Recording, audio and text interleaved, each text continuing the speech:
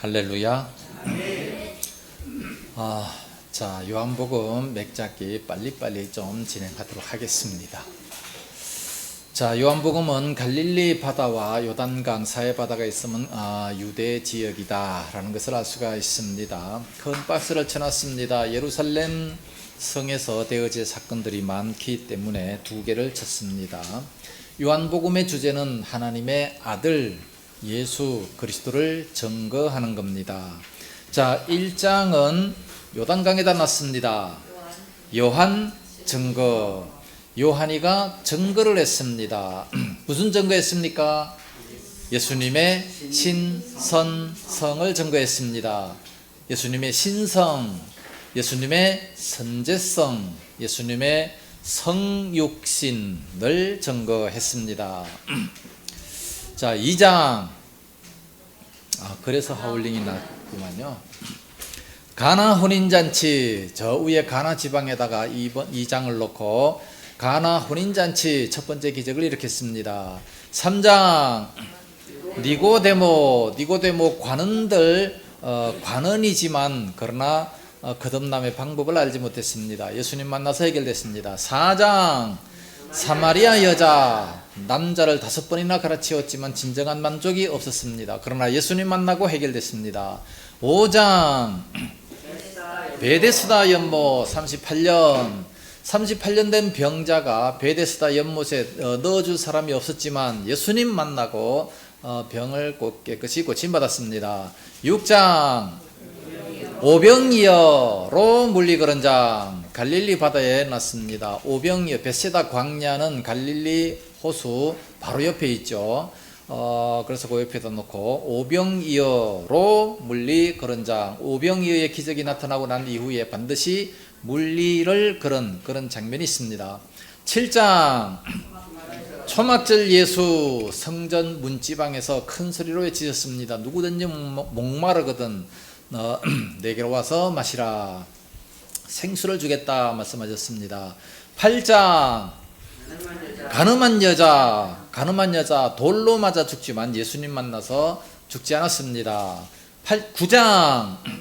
맹인장. 맹인으로 난 것이 누구의 죄 때문입니까? 하나님 영광을 위한 병이다. 10장. 목자장. 지팡이입니다. 지팡이를 그려놨기 때문에 목자장. 목자는 어떤 목자가 있느냐? 선한 목자, 사꾼 목자. 11장. 나사로 살림. 무덤입니다. 무덤을 그려놓고 이렇게 다시 부활되는 장면입니다. 나사로가 죽었지만 그러나 다시 살리심을 받았습니다. 12장. 입성. 어떻게 하고? 향유 부음 받고 입성. 향유 부음 받고 그리고 입성한 장면입니다. 13장. 세족식 입성하시고 이제 세족식을 냈습니다. 주와 선생이 됐음에도 불구하고 섬겼다 말씀합니다. 14장. 약속장. 반지입니다. 반지를 걸어놓고 약속장. 무슨 약속을 했느냐? 천성평. 천국의 거처를 예비하러 간다. 성, 내가 가면 성령을 보내주겠다. 평, 성령이 임하시면 평안을 준다 말씀합니다. 15장. 포도나무 비유. 나는 포도나무요 너희는 가지니 아버지는 농부. 그러므로 우리는 열매를 많이 맺어야 됩니다. 16장. 성령사역. 성령사역은 어떤 사역이냐? 죄, 진주, 구별. 죄에 대해서, 의에 대해서, 심판에 대해서 책망하리라. 진리로 인도하리라. 주님께 영광 돌린다. 성령에 충만하다 말을 하면서 자기 자신을 자랑하면 그 충만 아닙니다. 성령이 충만하면 주님께 영광을 돌리는 것이다. 17장. 중보기도. 예수님의 지저스의 제이다가 났으니까 예수님은 중보기도 하셨습니다. 18장. 겟세마네 동산에 가셔서 기도하다가 이제 군병들이 왔죠. 베드로가 말고의 귀를 떨어뜨렸습니다. 그러나 칼을 쓰는 자는 칼로 망한다. 그럼 다시 고쳐주셨습니다. 19장. 십자가에다 놨으니까 십자가에 운명하셨습니다. 가상 7원 말씀하시고 운명하십니다. 20장. 부활. 십자가 위에다 놨으니까 부활입니다. 3일 후에 부활하셔서 누구를 만났느냐? 열한 제자, 막달라 마리아, 열제자, 11제자. 21장 7제자 만남, 갈릴리 바다에 놓고 7제자를 만났습니다. 1533 거기에서 제자들이 물고기를 잡았는데 153마리나 잡혔다. 저것은 많이 잡혔다는 뜻입니다. 뭐 숫자에 무슨 의미가 있는 것이 아니에요. 뭐 1은 뭐고 5는 뭐고 3은 뭐다. 이거 다 이단입니다. 많이 잡혔다. 예. 그 다음에 3은 3번 네가 나를 사랑하느냐 물으셨죠. 자, 오늘은 11장 할 차례죠. 10장에서는 목자장입니다. 목자장. 목자는 어떤 목자가 있느냐? 선한 목자, 사꾼 목자가 있었다.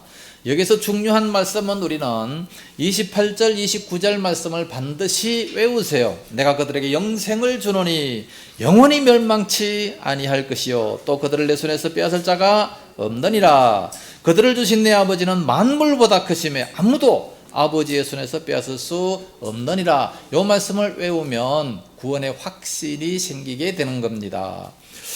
영원히 멸망치 않는다. 한번 하나님의 자녀가 되면 영원히 하나님의 자녀가 된다는 거죠. 왜? 하나님께서 우리를 꽉 붙잡고 계시기 때문에 그렇다는 말씀입니다. 그러면서 30절에 나와 아버지는 하나이니라. 이 말씀을 하시니까 유대인들이 다 돌을 들어서 죽이려고 했습니다. 왜 죽이려고 하느냐? 그 신성모독이다. 자칭 하나님이다 하니까 신성모독이다 그랬습니다. 그래서 예수님은 중요한 말씀을 하시죠. 성경은 피하지 못하는데 35절에 하나님의 말씀을 받은 사람들은 신이라 하셨거든. 하물며 내가 하나님과 동등하다. 그래서 이 뭐 잘못됐냐? 그러면서 그걸 믿으라, 예수님을 믿으라 하는 것을 많이 강조합니다. 하나님 말씀을 받은 자는 신적인 권능, 신적인 능력을 가졌다는 것을 말씀합니다. 그래서 오늘날 우리 모든 사람들은 다 신적인 능력을 가진 사람들이에요. 왜냐? 하나님의 말씀을 가지고 있기 때문에 그렇습니다. 태초의 말씀이 계시니라. 이 말씀이 하나님과 함께 하셨고 이 말씀이 곧 하나님이시라. 말씀이 하나님이라. 이 말씀은 로고스는 예수님이십니다. 그래서 이 예수님의 말씀은 곧 하나님이다.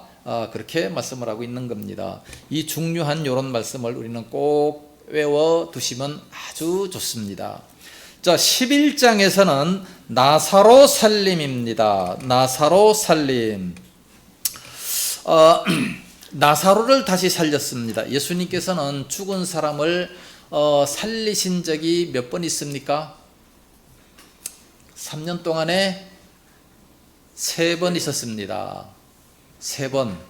나인성 과부의 아들을 살리셨고 또 회당장 야이로의 딸을 살렸습니다. 그리고 또 나사로를 살렸습니다. 예수님은 하나님이시기 때문에 생명을 마음대로 주관하십니다. 그래서 죽은 자도 살릴 수가 있는 것이죠. 자, 11장은 1절에서 3절 말씀이 삼지창입니다. 삼지창 표시를 하시고 다 같이 읽습니다. 시작. 어떤 병자가 있으니 이는 마리아와 그 자매 마르다의 마을 베다니에 사는 나사로라. 이 마리아는 향유를 주께 붓고 머리털로 그의 발을 닦던 자요 병든 나사로는 그의 오라비더라. 이에 그 누이들이 예수께 사람을 보내어 이르되 주여 보시옵소서 사랑하시는 자가 병들었나이다 하니. 자, 1절 첫 번째 줄에 어떤 병자 노란 줄. 그 병자가 누구냐? 끝에 나사로가 이제 병들었습니다. 2절에 마리아는 향유를 붓고 머리털로 주의 발을 닦던 자. 마리아는 향유를 주께 붓고 머리털로 주의 발을 닦던 자. 두 번째 줄에 병든 나사로는 그의 오라버니. 병든 나사로는 그의 오라비. 자, 여기에서 이제 나사로, 마리아가 굉장히 사랑을 많이 받았죠. 그의 오라비, 그의 오빠가 있는데 그 이름은 나사로입니다. 그런데 그가 병이 들었어요. 병이 들어서 이제 3절에 보니까 그 누이들이 예수께 사람을 보내어 이르되 주여 보시옵소서 사랑하시는 자가 병들었나이다. 사랑하시는 자, 주님께서 특별히 사랑하시는 자가 병들었어요. 아니 주님의 사랑을 이렇게 엄청 받으면 병들지 말아야지. 안 그래요? 왜 병이 들었습니까? 주님이 지극히 사랑하시는 자예요. 왜 병들었어요? 건강하고 뭐 만사 형통하고 잘 돼야지. 그게 정상 아니겠습니까?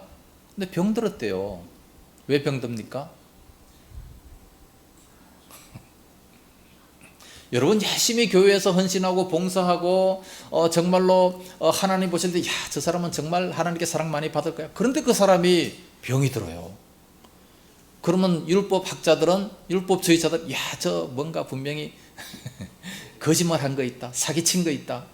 뭐 겉으로 볼 때는 저렇게 열심히 하는 것 같은데 속에서는 뭐 무슨 꿍꿍이가 있겠지. 율법 학자들은 그렇게 해석을 합니다. 우리는 뭐라 그래야 돼요? 사도 바울이 변화받아 가지고 그렇게 열심을 냈는데 왜 병들었습니까? 그 병이 들어 가지고 그 병 낫기 위해서 금식 기도를 3번씩이나 했는데 응답이 없어요. 왜 그래요?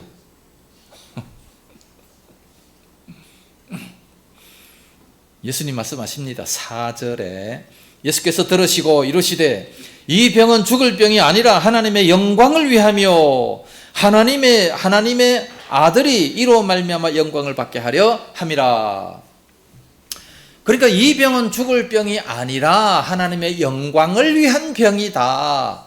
그랬기 때문에 나를 통해서 하나님의 영광이 나타난다면 병들어도 할렐루야입니다. 믿습니까? 예수 믿고 무조건 잘 되고 만사 형통이 되고 그것만 할렐루야지 내가 병드는 걸 가지고서 이거 뭐 그게 할렐루야입니까? 그럼 나를 통해서 하나님 영광이 나타난다면 내가 죽든지 병들든지 할렐루야 맞습니다. 예? 그렇게 믿어야 돼요. 아멘이 없네. 싫어요. 무조건 나를 통해서는 뭐 잘되고 건강하고 그것만 원합니까? 오늘날 한국교회 모든 성도들의 기도 제목이 뭡니까? 첫 번째 돈 많이, 두 번째 건강, 세 번째 아들 잘되게. 뭐 다 이거야 그냥. 그렇다면 돌부처 밑에 가서 비는 것과 다른 게 뭐예요? 예? 부처나 모든 우상 종교와 다를 바 하나도 없어요. 그것만 위해서 강구한다면 수능 때가 되면은 꼭 그 돌부처 밑에 사람들이 그냥 막 우글우글 하면서 기도하고 왜 그래요? 아들 좋은 대학 가려고 그것만 위해서 기도해. 무조건 잘 되고 무조건 그냥 돈 많게 건강하게. 그러나 내가 가난하고 내가 거지가 되고 내가 병들고 이것이 하나님께 영광이 된다라고 한다면 감사함으로 받을 수 있어야 됩니다. 아멘. 할렐루야. 아멘. 이제야 좀 나타나네. 예, 그런 믿음 가져야 돼요. 지금 예수님 분명히 말씀하시잖아요. 이 병은 죽을 병이 아니라 하나님의 영광을 위하며 그 하나님의 아들이 영광을 얻게 하기 위함이다. 이 소경도 마찬가지 아니겠습니까? 9장의 이 소경장, 이 소경도 뭔가가 잘못해서 소경이 된 것이 아니라 그를 통해서 하나님의 영광이 나타난다면 감사함으로 받을 수 있어야 돼요. 내가 힘들고 뭐 고통스럽고 뭐 어렵다, 이건 둘째 문제입니다. 그러니까 나를 하나님께서 이 땅에 보내신 그 목적이 뭐냐? 아버지 영광입니다. 아버지의 일을 하기 위해서, 하나님의 영광을 나타내고 하나님의 일을 하기 위해서 내가 쓰임받는 것이지 나쁜 것에 쓰임받으면 안 돼요. 사단에게 쓰임받으면 안 됩니다. 물론 하나님의 모든 작정과 예정 속에 다 있지만 그러나 우리는 하나님 앞에 정말 좋은 일에, 선한 일에, 하나님 영광되는 일에 쓰임받다가 죽어도 좋은 거예요. 순교해도 좋은 거예요. 예? 그러면 하늘나라에 얼마나 큰 영광 상급이 있겠습니까? 누누이 얘기하지만 우리 택한 백성들을 지금 당장 그냥 하나님 앞에 저 아름다운 천국에 데려가실 수 있어요. 그게 우리들한테 복입니다. 사도 바울도 빨리 죽어서 하나님 앞에 예수님 앞에 가기를 원했어요. 그러나 이 땅에 남겨두신 목적이 뭐겠습니까? 하나님의 일하라고, 모든 것을 유익하게 하기 위해서 하나님의 일을 하라고. 우리 믿는 사람들이 무조건 그냥 믿자마자 바로 다 천국으로 가버리면 누가 하나님 일을 해요? 누구를 통해서 믿게 됩니까? 하나님의 역사는 끝나버리고 말아요. 우리를 남겨두신 것은 하나님의 일을 위해서 남겨두신 거예요. 그리고 우리는 하나님 앞에 가서 더 많은 상급을 얻기 위해서, 그래서 더 주의 일을 많이 하는 겁니다. 지금 당장 죽어서 가는 게 훨씬 나아요. 그렇지만 더 많은 상급을 위해서, 더 주님의 일을 위해서 이 땅에 있는 겁니다. 그렇게 믿으시기 바랍니다. 예. 5절에 예수께서 본래 마르다와 그 동생 나사로를 사랑하시더니 나사로가 병들었다 함을 들으시고 그 계시던 곳에 이틀을 더 유하시고, 아니 빨리 가셔서 기도해 주셔야지. 이틀을 더 유했어요. 참 예수님은 왜 그러실까? 옛날에 충영교회 김창인 목사님 그 책을 보면요, 그 교회는 크잖아요. 그래서 장례부가 따로 있습니다. 장례부가 따로 있는데, 이제 누가 이제 막 운명한다, 막 이제 소천하기 바로 직전이다는 소식을 전화로 들어요. 전화로 들으면 그 목사님은요, 막 그냥 옷을 입지도 안 하고 막 옷을 들고 막 양말을 들고 막 차에 탄다는 거예요. 차에 타면 막 차가 이제 달려갈 때 막 그때 양말 신고 막 옷 입고 막 준비하고 막 급하게 간다는 거죠. 급하게 가서 임종 예배를 드린다는 거예요.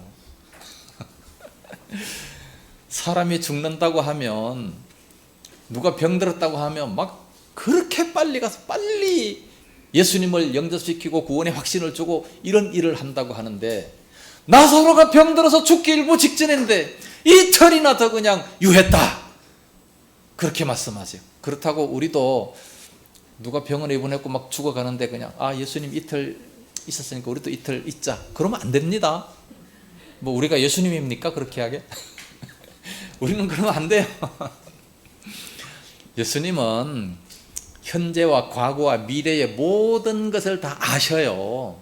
우리는 5분 앞도 모르잖아요. 그러니까 빨리 가서 영접시키고 다 해야지 되는데, 예수님은 다 아시니까 일부러 이틀을 더 유하셨어요.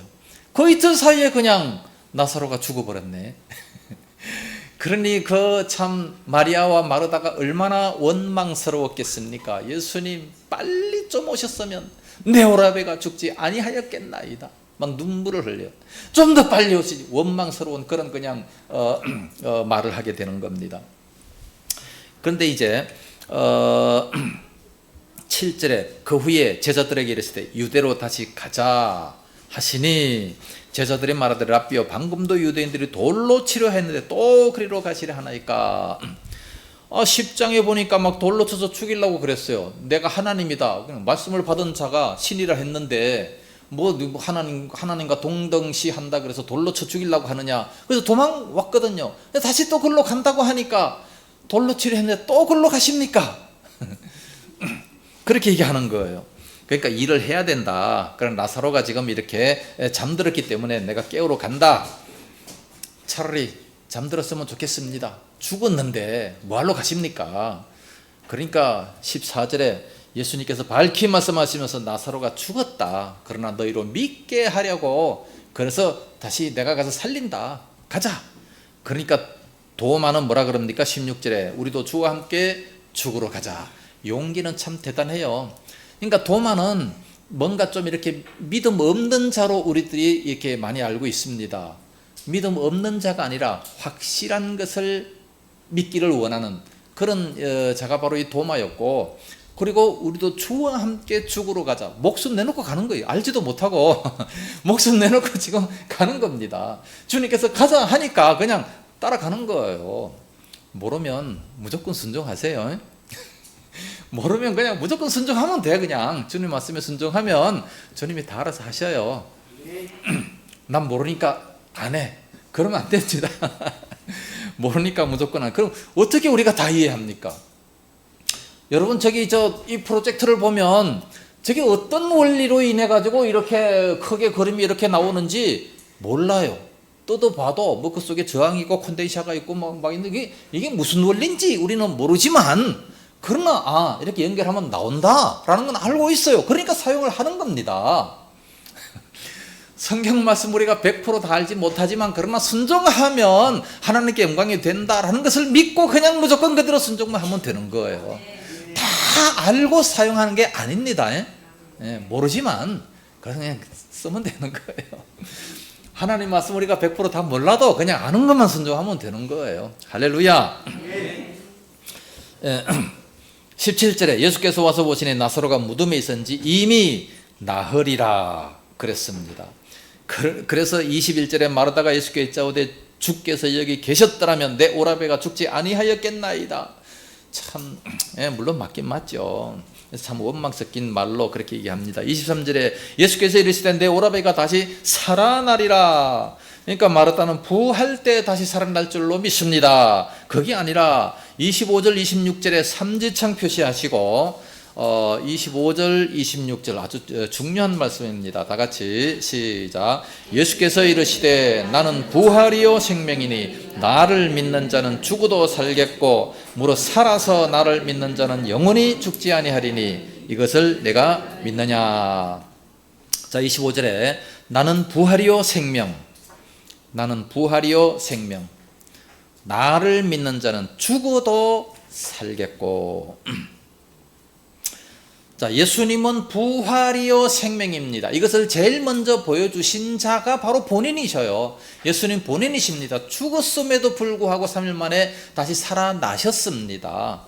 나를 믿는 자는 죽어도 살겠고 죽어 있어도 살겠고, 영적인 말씀도 마찬가지고 또 미래에 다시 그렇게 살 수 있다는 것을 말씀하고 있습니다. 무릇 살아서 나를 믿는 자는 영원히 죽지 아니하리니 육신적인 생명 말고 영혼이 안 죽는다는 겁니다. 우리가 예수 안 믿었으면 그 영혼이 이미 죽어 있었는데, 그러나 예수를 믿음으로 다시 살고 부활입니다. 그리고 이제 그 예수님을 믿으면 영원히 우리의 영혼은 죽지 않습니다. 지옥 가지 않는다는 것을 말씀하고 있습니다. 이것을 믿느냐? 예, 그러하외다. 이제 그러면서 이렇게 내가 믿나이다 말씀하고 있습니다. 그러면서 이제 무덤으로 가자. 32절에 보면 주께서 여기 계셨더라면 내 오라베가 죽지 아니하였겠네. 또 그 말에 또 자꾸만 33절에 예수께서 그가 우는 것과 또 함께 온 유대인들이 우는 것을 보시고 심령에 비통히 여기시고 불쌍히 여기사. 마음에 참 이 원통이 여기시는 겁니다. 비통이 분노로 인해서 막 이렇게 막 콧김을 내뿜는 막 그런 그런 뜻입니다. 비통하다.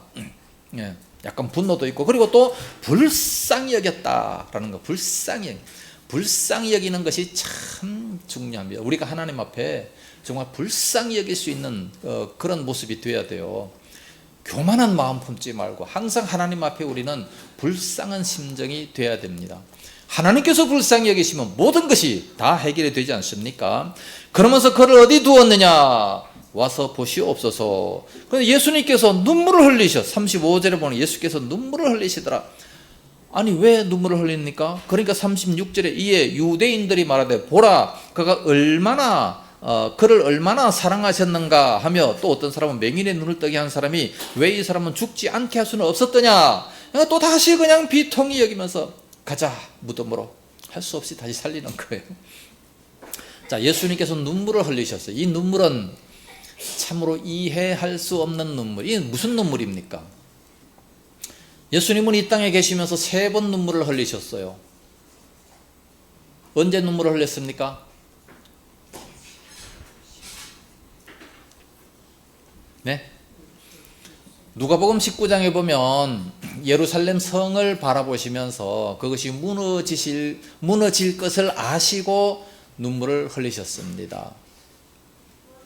그 다음에 겟세마네 동산에서 눈물을 흘리셨는데, 이건 복음서에 안 나와 있어요.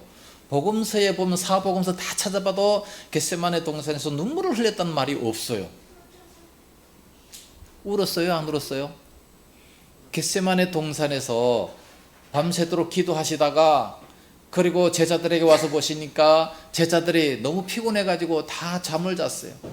잠을 자는 것을 보면서 시험 들지 않기 위해서 깨어서 기도해라. 3번씩이나 그렇게 말씀하시면서 또 가서 기도하셨어요. 근데 이 기도하시면서 눈물을 흘렸어요? 안 흘렸어요? 흘렸어요? 흘렸다는 말이 복음서에서 안 나옵니다.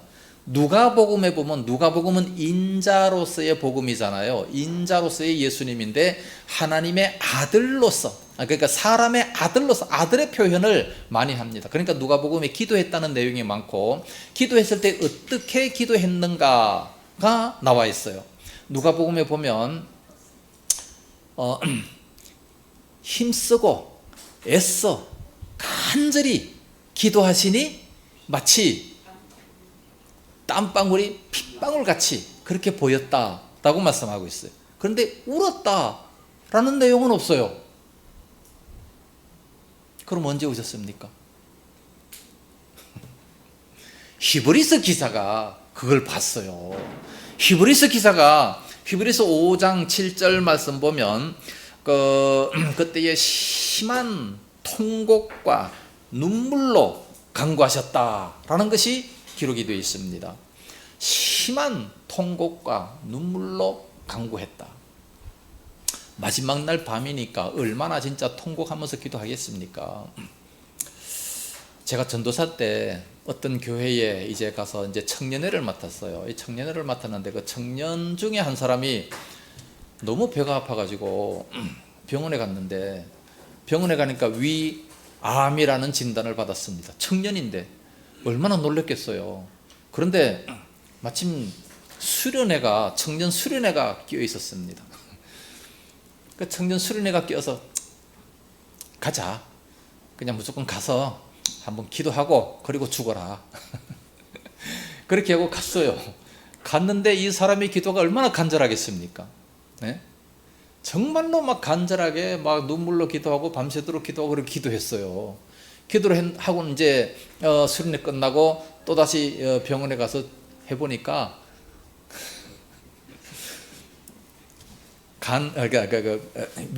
위암이 아니고 위궤양이다. 위궤양인데 지금 많이 나왔습니다. 이렇게 진단이 나왔대요. 뭐 위암이었다가 났는지는 모르겠는데 좌우지간 기도하고 가니까 그렇게 됐어요.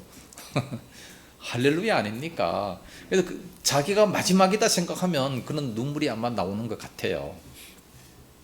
내일 예수님이 오신다, 내일 내가 죽는다라고 생각한다면 아마 눈물이 안 나오겠습니까? 예수님은 참 이제 그 모든 것을 다 아시니까 그렇게 심한 통곡으로 이렇게 기도했다라고 나와 있습니다. 그리고 오늘 본문에 보니까 눈물을 흘리시더라, 우셨다라고 말씀하고 있습니다. 이 눈물은 우리가 정말 이해하기 힘든 그런 눈물이죠. 분명히 다시 살리실 걸 아는데 왜 우셨는가? 아마도 그 마리아와 마르다의 그 모습을 바라보면서 그래 비통히 여기시면서 그러면서 이제 이렇게 불쌍히 여기시면서 같이 우는 겁니다. 우리도 보면 뭐 사람이 막 통곡하고 울면은 그 옆에 있기만 해도 막 눈물이 막 글썽글썽해지잖아요. 드라마만 봐도 그냥 눈물이 나오는데 예? 실제로 옆에서 사람이 그렇게 울면 같이 안 따라 울겠습니까? 아마 그런 모습일 것 같습니다. 38절에 예수께서 다시 속으로 비통히 여기시며 무덤에 가시니 무덤이 굴이라 돌로 막았거늘 예수께서 이르시되 돌을 옮겨 놓으라 하시니 그 죽은 자의 누이 마르다가 이르되 주여 죽은 지가 나흘이 되었으며 벌써 냄새가 나나이다. 나흘이다라는 것이 중요합니다. 이스라엘 백성들은요 어떻게 생각하냐 하면 사람이 죽으면 그 영혼이 시체 옆에서 3일을 기다린대요. 3일을 기다렸다가 4일째 이제 멀리 떠난다 이렇게 생각합니다. 우리 유교 사상도 보면 옛날에 그렇게 믿었잖아요. 그 영혼이 이렇게 떠돌다가 이제 뭐 3일이 지나고 또는 뭐 30일이 지나면 뭐 구천을 떠돌다가 30일이 지나면 어디 가고 그런 게 있어요. 누가 그걸 만들었는지 참 많은 사람들이 미혹이 됐습니다. 유대인들도 지금 그렇게 생각을 하고 있어요. 그래서 나흘인데 나흘이면 이미 3일 동안 그 옆에 그 영혼이 있다가 이미 떠나버렸다. 그리고 시체도 냄새가 난다. 더 이상 소망이 없다. 아무런 소망이 없는 그런 모습인데 그 왜 돌을 옮겨 놓으라고 하느냐 그 얘기죠. 40절에 중요한 말씀, 예수께서 이르시되 내 말이 네가 믿으면 하나님의 영광을 보리라 하지 아니하였느냐. 예수님의 그 말씀을 네가 믿으면 하나님의 영광을 본다. 자, 이 예수님의 말씀, 하나님의 말씀, 이 성경 말씀을 우리가 믿으면 하나님의 영광을 봅니다. 믿지 아니하면 그 영광을 못 봐요. 그래서 히브리서 5장 2절인가 그거 보면 우리가 말씀을 들을 때 왜 능력이 나타나지 않느냐, 그건 믿음으로 결부시키지 않았기 때문에, 하나님의 말씀을 그대로 믿고 그대로 실천하면 역사가 나타나는데, 믿음으로 결부시키지 않았다, 믿음과 화합하지 않았다, 그렇기 때문에 아무런 역사가 안 나타나요. 믿음으로 결부시켜야 됩니다. 정말로 이 성경 말씀이 있는 것을 우리가 100% 다 믿는다면 우리의 생활이 정말 이렇겠습니까? 주님께서 내 기쁨을 내게 준다, 이런 평강을 주겠다. 그런데 왜 맨날 그렇게 걱정하고 그냥 그럽니까? 그럴 필요가 없는 거죠. 지금 믿으면 하나님의 영광을 보겠다. 그러면서 이제 기도합니다. 기도하시다가 43절 44절에 맥입니다. 43절 44절 맥 표시하시고 다 같이 시작. 이 말씀을 하시고 큰 소리로 나사로야 나오라 부르시니 죽은 자가 수족을 배로 동인 채로 나오는데 그 얼굴은 수건에 쌓였더라. 예수께서 이르시되 풀어 놓아 다니게 하라 하시니라. 43절에 나사로야 나오라, 나사로야 나오라. 44절에 죽은 자가 수족을 배로 동인 채로 나오는데, 예, 죽은 자가 살아난 거죠. 예수님의 말씀에 죽은 자가 살아났습니다. 대저 여호와의 말씀은 능치 못하심이 없느니라. 하나님의 말씀은 능하지 못함이 없다, 불가능이 없다 말씀합니다. 그래서 전능하신 하나님이라고 말씀하고 있습니다. 나사로가 죽은 자가 다시 살아났어요. 뭐 예수님은 하나님이시니까 그러니까 말씀하시면 그대로 다 되어지는 거죠. 그래서 나흘이나 있다가 다시 살아났기 때문에 45절 말씀 보면 마리아에게 와서 예수께서 하신 일을 본 많은 유대인들이 그를 믿었다. 예, 이게 목적입니다. 이게 바로 목적이에요. 왜 나흘이나 기다렸다가 가셨느냐? 아니 바로 가셔서 좀 위로해주고 예수님께서 바로 계셨더라면 그가 안 죽었을 텐데 왜 하필 나흘씩이나 기다렸다가 가서 이렇게 하셨느냐? 바로 이 목적이에요. 많은 유대인들이 믿었다. 이런 것이 없었더라면 아마 안 믿었겠죠. 그래서 예수님 당시만 해도 많은 기적이 나타난 것은 바로 많은 사람들로 하여금 믿게 하기 위해서. 우리나라도 막 부흥하는 역사, 부흥기, 부흥시대가 바로 언제였습니까? 뭐 사람들의 병을 고치고 뭐 그랬을 때 많은 사람들이 믿었잖아요. 초창기 시대입니다. 믿음의 초창기 시대. 그래서 구약에도 보면 기적들이 많이 나타나요. 그건 다 초창기 어린아이 믿음일 때 그런 겁니다. 이제 우리는 어른의 믿음이 됐어요. 어른들은 더 이상 뭐 사탕 주는 거 이런 거 안 좋아합니다. 모든 논리가 다 이해가 되고 서로 이렇게 관계를 인해서 기뻐하는 것이지 사탕 한 개 준다고 기뻐하는 거 아니에요. 물질 조금 준다고 해서 그것으로 만족하는 것이 아닙니다. 관계가 좋아야, 그래야 제대로 된 기쁨이죠. 그래서 많은 유대인들이 믿었다. 그러면서 이제 많은 유대인들이 다 예수님에게로 이렇게 마음이 쏠리게 되는 거예요. 그랬더니 맨 마지막 57절에 보면 대제사장들과 바리새인들이 누구든지 예수 있는 곳을 알거든 신고하여 잡게 하라 명령하였음이로라. 지금까지는 그래도 은밀히 예수를 죽이려고 모의하고 막 그랬지만 지금부터는 이제 드러내놓고 예수가 있는 곳을 신고해라, 잡게 해라, 명령까지 하게 되는 그런 모습을 보게 됩니다. 너무 많은 기적을 나타내니까 그래서 너무 많은 사람들이, 유대인들이 예수님에게로 이렇게 오니까 시기가 나서 그렇습니다. 질투, 시기가 얼마나 무섭습니까? 시기는 생명을 이렇게 잡아갑니다. 가인이 아벨을 죽인 이유가 뭐겠습니까? 시기입니다. 시기. 사울 왕이 그 충신 다윗을 왜 죽이려고 했습니까? 시기잖아요, 시기. 절대로 시기하지 마세요. 시기 안 하려면 비교하지 마세요. 우리는 비교하다가 보면 다 망치게 되는 겁니다. 남의 아들, 내 아들 비교하지 말고, 남의 남편, 내 남편 절대 비교하지 말고, 하나님께서 짝지어 주신 거 무조건 감사해야 됩니다. 그러면 항상 행복할 수가 있어요.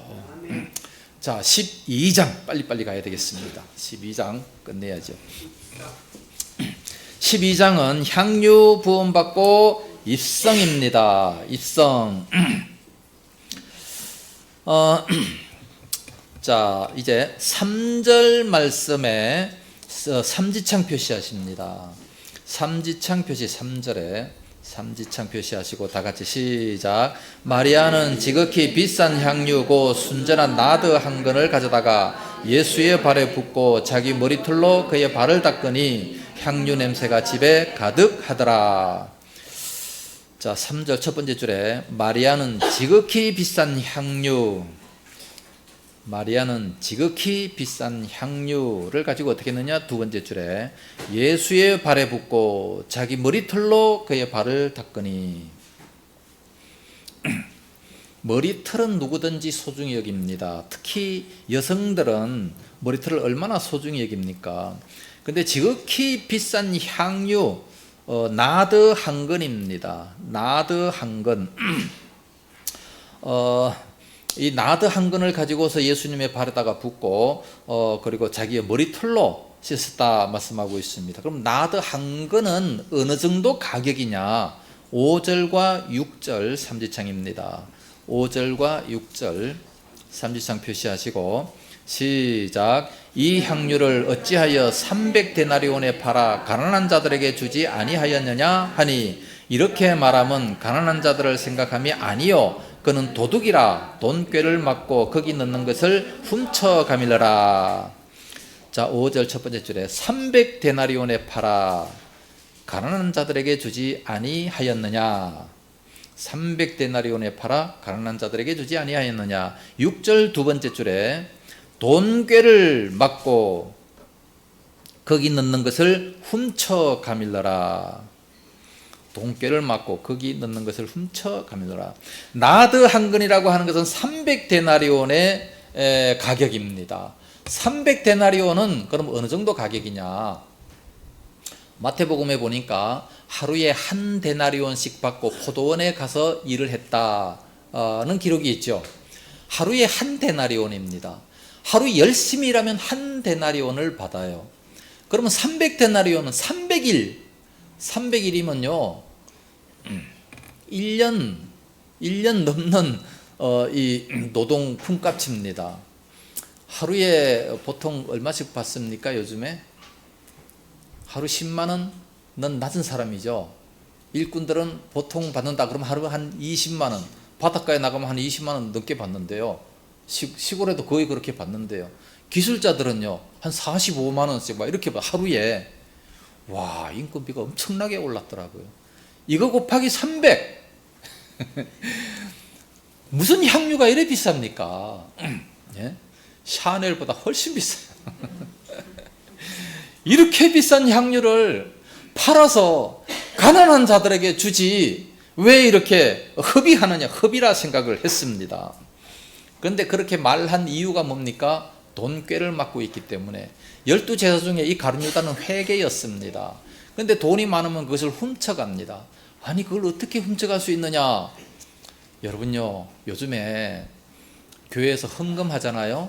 헌금을 하면 큰 교회에서 이렇게 헌금 바구니를 가지고 가다가 싹 빼서 넣는데요. 그런 소문이요 많이 들려요. 참 많이 그런 소문이 누가 그래 했다는 것까지 지금 다 들리고 있어요. 순복음 교회에서도 그런 일이 굉장히 많대요. 누가 와서 그런 얘기 하더라고요. 그래서 순복음 교회는 부목사님들이 헌금 바구니를 들고 다닌대요. 부목사님들이 가난하니까 아예 그렇게 얘기한대. 보고 그냥 좋은 거는 수표가 생각되면 그냥 빼서 넣어라. 얘기한대 그렇게. 그런 얘기를 들었어요, 저도. 근데 들었으니까 알지 뭐 내가 어떻게 알겠습니까? 그런데 참 이 지역에서도 그런 사람이 있다라는 것을 들었어요. 나 그 참 과연 하나님이 계신지 안 계신지 모르겠어요. 예? 근데 돈을 맡고 있으면 그렇게 되는 것 같아. 그렇게 정직하고 그렇게 착한 사람인데 재정회계를 맡으니까 그런 욕심이 생기는 것 같아요. 그러니까 그 자리가 사람을 그렇게 만든다라는 얘기가 있습니다. 큰 회사의 재무관리 이런 데 있으면 돈이 그냥 막 보이니까 이거 안 가져가면 바보야. 그러니까 그냥 가져가다가 또 걸리고 뭐 걸리면 또 그냥 대출당하고 그렇게 되더라고요. 자리가 그렇게 사람을 만들어요. 보니까 돈이 워낙 크니까. 그래서 많은 그런 비리들이 나타나는 줄로 압니다. 가룟 유다가 이와 같이 돈꾀를 맡고 있기 때문에 그래서 훔쳐가기 위해서 회계 정부를 가지고 있는데 아무도 그냥 그 헌금을 안 하고 퉁퉁 빈 털터리면은 그러면은 자기는 떳떳하겠지만 그 가져갈 게 없으니까 얼마나 참 안타깝겠습니까? 돈이 많다 보니까 항상 이런 범죄를 저지르게 되는 겁니다. 그러나 오늘날 우리들에게 아무리 많은 재물을 맡겨주셔도 아버지의 뜻을 위해 쓰임받아야 될 줄로 믿습니다. 자, 12, 13, 14절 12절에서 14절이 맥입니다. 12절에 14절 맥 표시하시고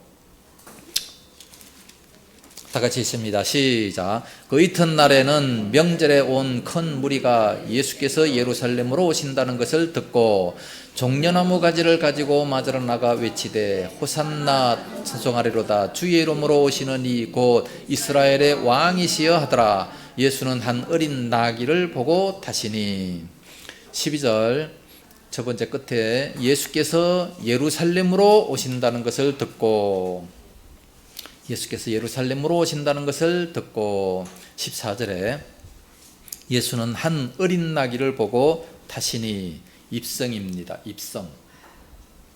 이제 입성하실 때에 어린 나귀를 타셔서 스가랴의 말씀을 이제 성취하기 위해서 겸손하셔서 어린 나귀를 타셨다라고 말씀하고 있습니다. 이때 누가복음에 보면 이제 많은 사람들이 찬송합니다. 호산나 다윗의 자손이여 찬송하리로다. 막 엄청나게 많은 사람들이 자기 겉옷을 벗고 이렇게 깔아주면서 찬송을 하니까 그러니까 사람들이 얘기합니다.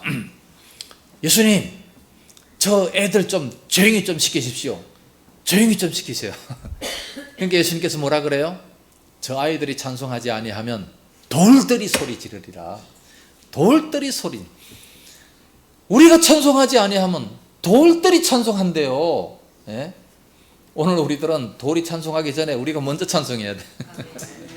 예, 우리가 먼저. 그 찬송은요, 시편에 보니까 145편에서 150편까지 보면 큰 소리로 찬송하고 막 큰 소리로 마음 다해서 찬송하되 150편에서는 모든 악기를 총동원해서 그리고 춤추면서 찬송해라. 호흡 있는 자들은 다 찬송해야 된다는 것을 말씀하고 있습니다.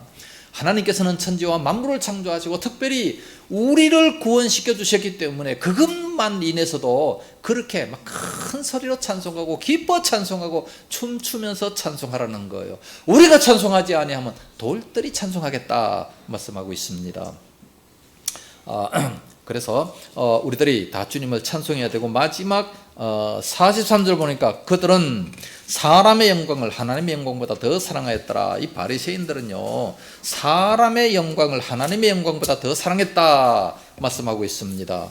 오늘날 우리들도 참 그런 사람들이 많아요. 사람들 보기에 창피 안 당하려고 하나님 앞에는 얼마나 더 큰 창피 당하려고. 자, 빨리빨리 지나가서 13장에서는 세족식입니다. 다음 주에 하도록 하겠습니다. 질문 있으면 하시고 없으면 기도하겠습니다.